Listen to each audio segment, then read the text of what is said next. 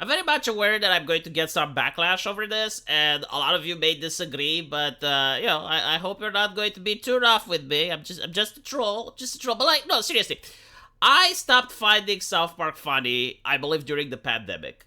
And at first I thought that maybe it's me, like maybe I grew up, maybe I don't like the type of humor anymore. So what I did is like I started watching the first seasons, and I encourage people to actually do that. Like start watching South Park season 1, 2, 3.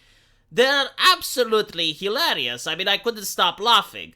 And the reason for it is that back then, they genuinely did not care about any type of political correctness. I mean, we're talking at the height of the Bush era. They have an episode which is Santa Claus fighting with Jesus. And Jesus is throwing ninja stars and stuff. And a little child, Kenny, actually dies in a very gory and gruesome manner. Like, that is how South Park started. They genuinely did not care about anything, right? And it was as offensive as possible. Like, most shows were like, how do we not offend? And South Park was like, how do we offend in every single frame? But now, as the pandemic started, I was looking at it, and they were like trying to be a little bit edgy. You know, they were trying to make a couple of jokes, but like nothing was like genuinely offensive. Like nothing was like literally over the top. And I understand the situation. It's like the censorship is a lot different now than it used to be back then. But unfortunately, I just didn't find it as funny. And as time moves on, even the jokes that they're making are not as hilarious. But recently, I've seen this new exclusive event, which I can't really show because of copyright issues, but I can show you pictures from it. Apparently, this is Cartman, right? So as you can see, Cartman is now replaced by a strong, independent woman of color. This is Stan, and he is also replaced by, I guess, like a Latinx person. This is Butters, and this is Kenny. Right? And Kyle is the only one that has a problem with this. And PC Principal is saying, no, like if you have a problem with this, then clearly you're the issue. And this is an amazing cultural commentary. In fact, like if this culture we have today would have happened in the 90s, then Postal would have made fun of it, GTA would have made fun of it. Everything would have been like South Park, just making fun of modern culture. But unfortunately, South Park is the only medium that I know which even brought up this subject mainstream. I mean, there's a lot of YouTubers that talk about it. There's a lot of content creators that bring it up. But within the mainstream, this type of criticism is never addressed. And the criticism is that now, whenever you have like a remake or a spin-off or anything of the sort, you need to race swap characters for no reason whatsoever. I mean, again, like, this is South Park, right? So it takes place in an American town. You can't just have, like, black people or women or other members being introduced into the cast. But they're not doing that. They're just taking already established characters, especially, like, the main cast, and they're race and gender swapping them. And the audience needs to not only pretend that it never happened, we need to pretend that this is a good thing. Like, we need to pretend that this is amazing casting. This is how they're treating it on Twitter. Amazing for the role. You know, like, imagine if you are to watch a documentary about Anne Frank, and they were to cast Will Smith playing as Anne Frank, while Anne Frank is a little girl, right? And they would be like, oh, this is the best actor for the job. I mean, if you say anything else, you're racist.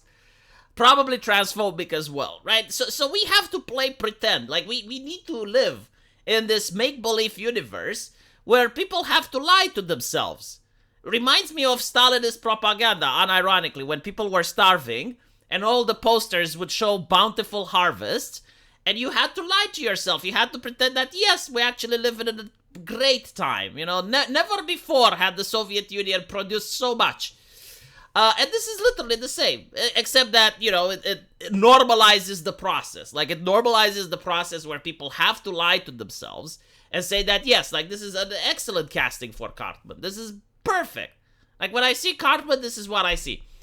And the only person complaining is obviously Kyle, which is supposed to be the role of us, right? Like, the viewers.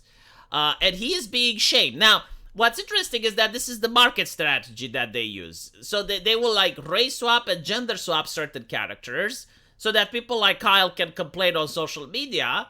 And then you have like the PC principal stepping in, and this generates buzz. This generates discussion, conversation. It gets South Park to trend. And by trending, it's free advertisement. Like, people will see the name and they'll be like, okay, well, let's look at it. It's very similar to like watching a trailer, if you will. And it's being done so often that even South Park is making fun of it.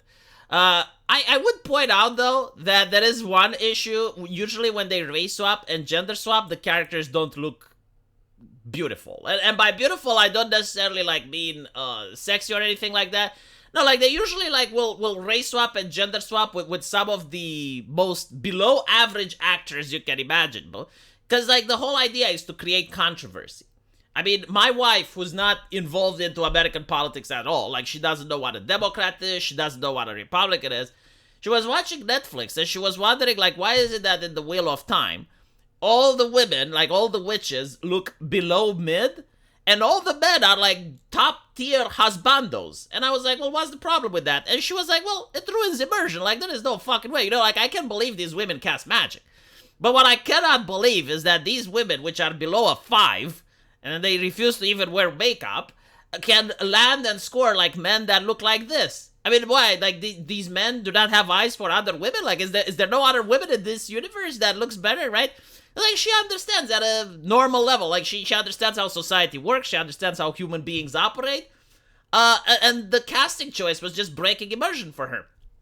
So, when South Park, is casting this in the role of Kenny, and it's actually looking good, I think, like, yeah, you kind of missed a good opportunity there. Like, you missed the joke. It should have been a casting that actually looks worse.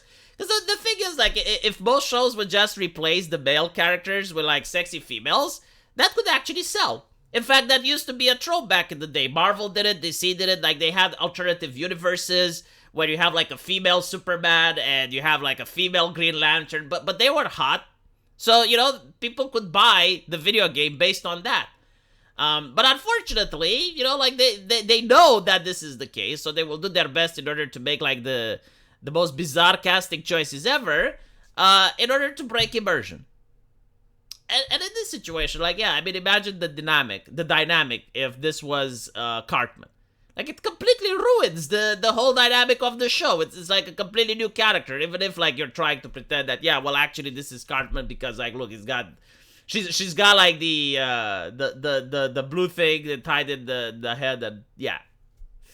Anyway, right, let me know what you guys think, and as usual, I will see you in the comment section. Take care.